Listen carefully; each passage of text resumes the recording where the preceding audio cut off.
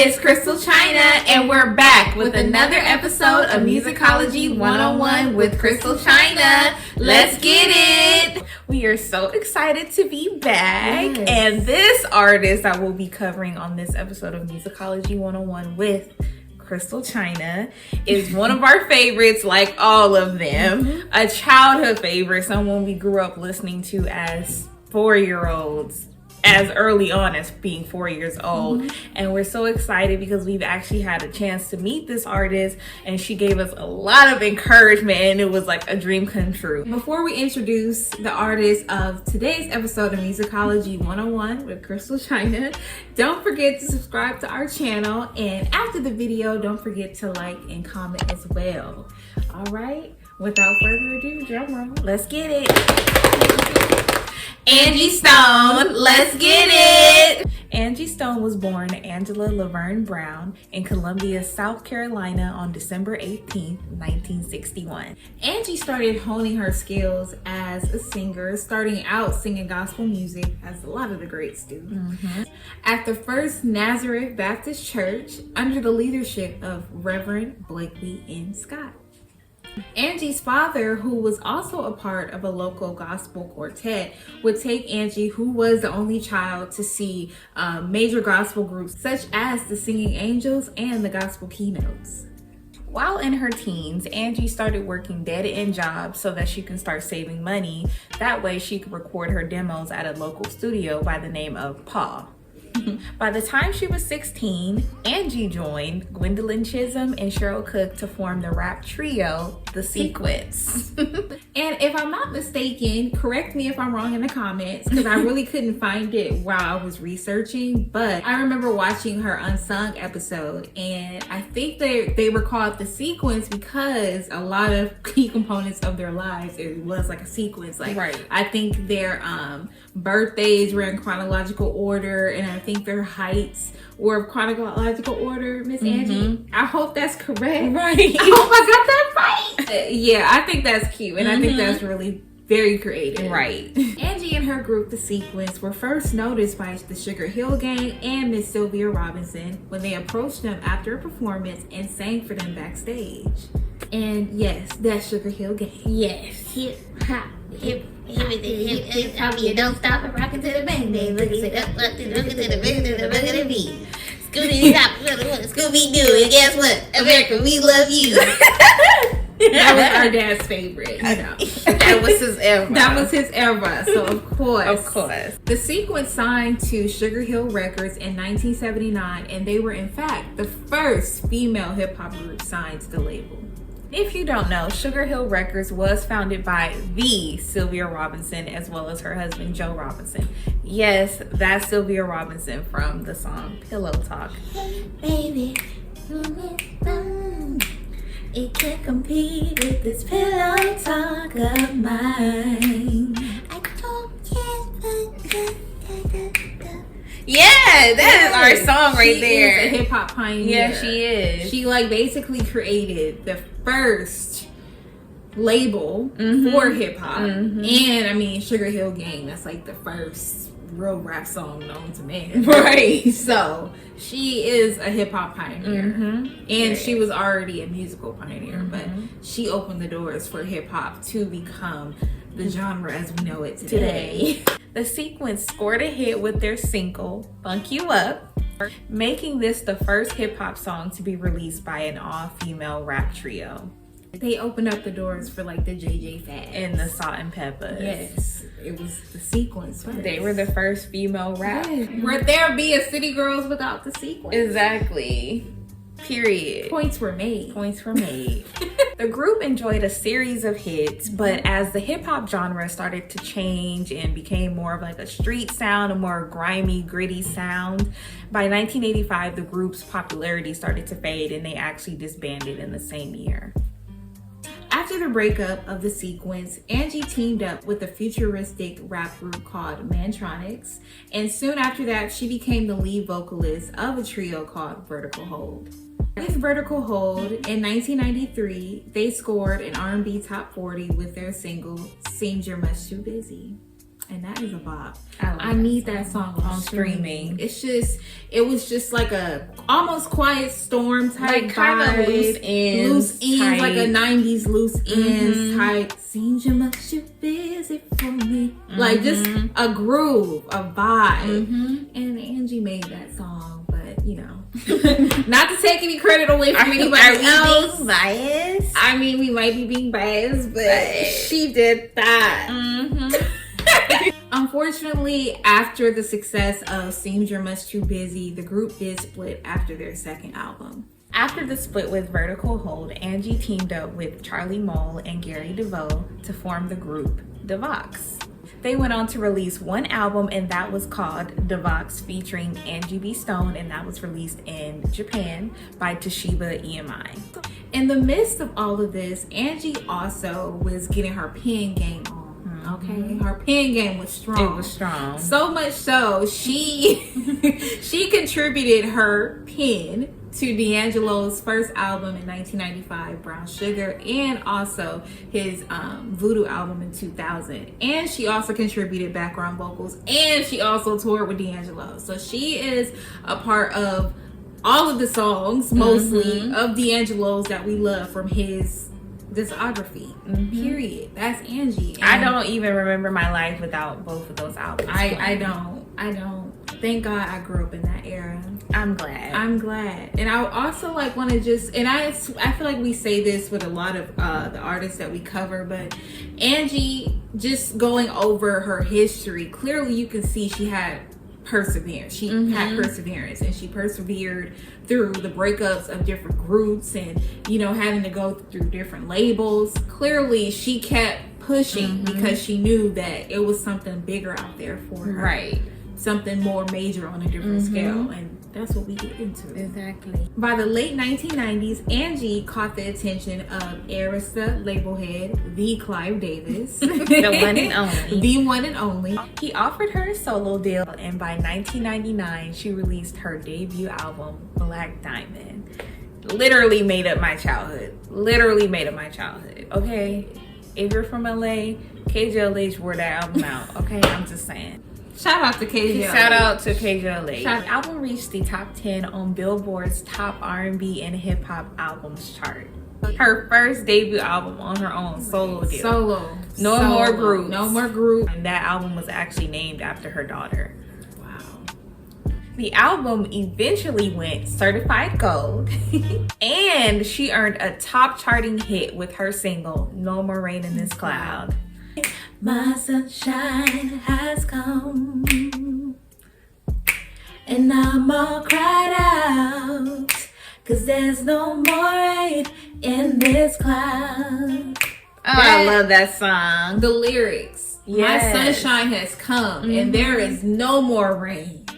Okay? Like, first of all, the sample was genius. Genius sample. The sample is genius. That's that Gladys Knight and the Pips. That is a Gladys Knight and the Pips sample. And you know, sometimes like sampling can be a little tricky because you know, a lot of times people don't make more of a masterpiece with the sample that they're using. They just kind of almost degrade it a little bit. But the contrast with Angie using that sample is that it literally sounds like it was meant for her. Right. Like it just fits. Like almost, perfectly. It's like, yes, I know it's a sample, but it's like if you're not even like listening for that, then you wouldn't even know because it literally fits. Right. So right. And I only can wonder, since she came from a hip hop background and you know, like the early days of hip hop and today, which is the premise of hip hop music is sampling, and I always wonder if that was like her inspiration because that's her background, right? You know, like they sampled back then because they couldn't afford the instruments to actually make songs, right? Like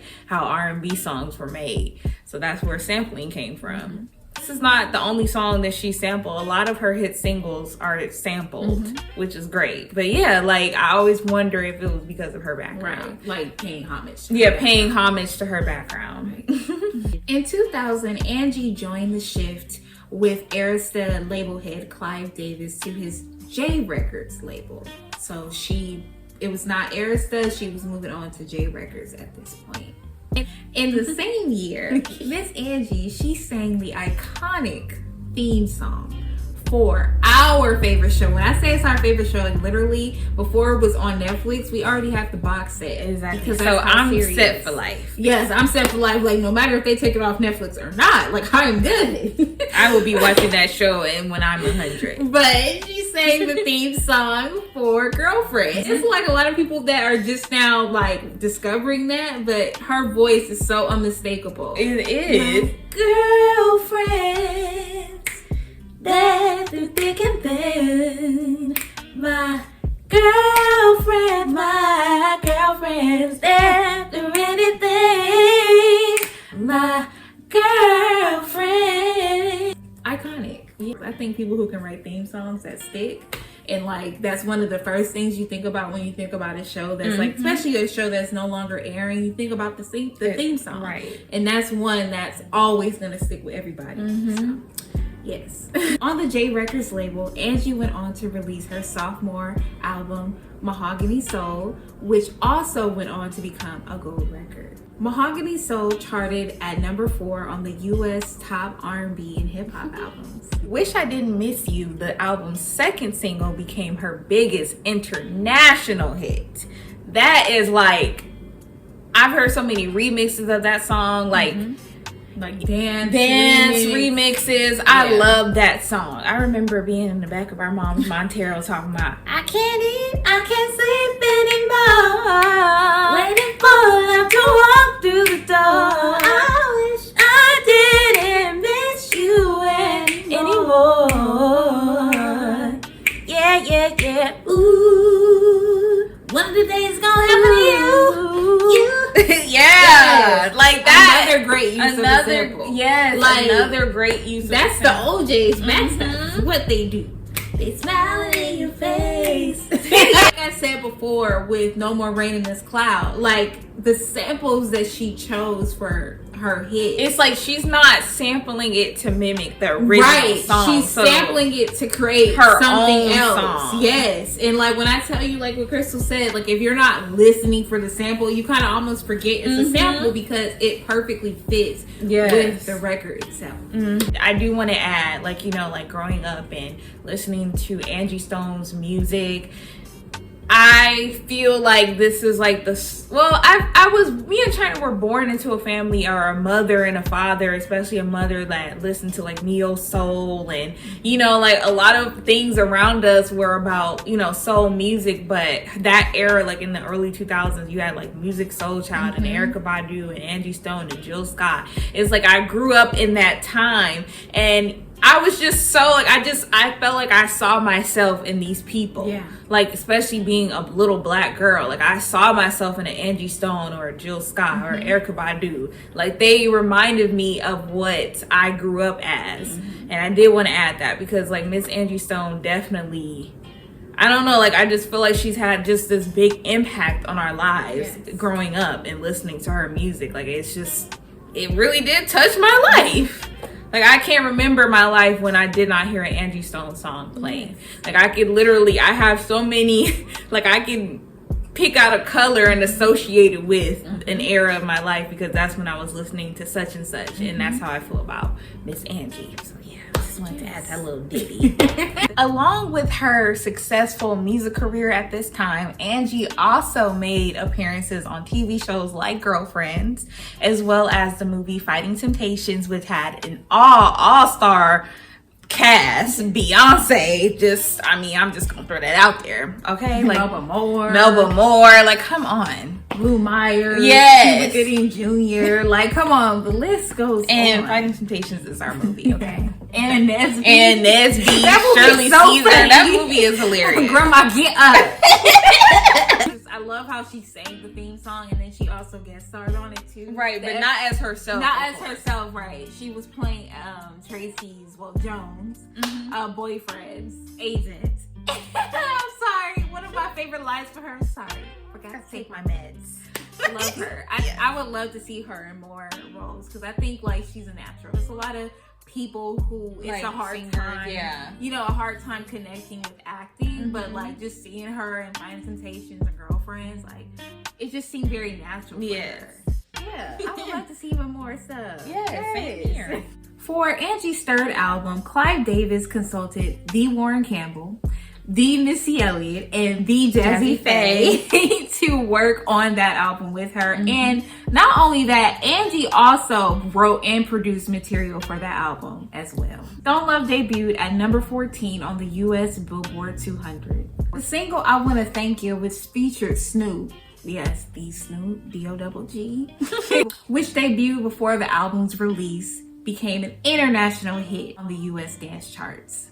In 2005, she released a compilation album called Stone Hits, The Very Best of Angie Stone. And in that same year, she asked to be released from her contract under J Records. In 2006, she signed with the revitalized Stax label and released her fourth studio album, The Art of Love and War. The album was in reference to her final days at the J Records label, where she intended to actually develop new talent under the label.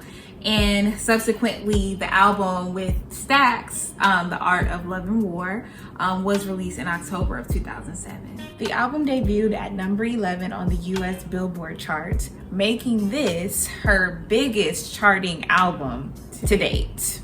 It topped the R&B and hip-hop albums chart, and it featured two of her best singles, Sometimes I Wanna Love You, Sometimes I Wanna Hate You. We thought we was grown singing that. As well as her famous, like this is like big, her collaboration with Betty Wright, Baby. Remember when that video was out? Like I remember, I don't know if you guys remember VH1 Soul, like the music videos channels, not VH1, but they have VH1 Soul.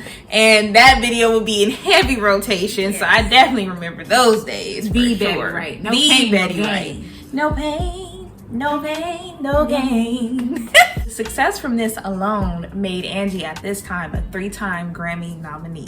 Angie released her fifth studio album on Stax called Unexpected in November of 2009. I remember, I was in 8th grade. Because I remember her going on the Wendy Williams show, and Wendy was asking her, why is it titled Unexpected? And she was just talking about, dealing with the unexpected loss of her dad and also becoming a grandmother. Like a lot of unexpected things happen in her life close together. So what better way to put the music out there and title it What You've Been Going Through, Unexpected. Exactly.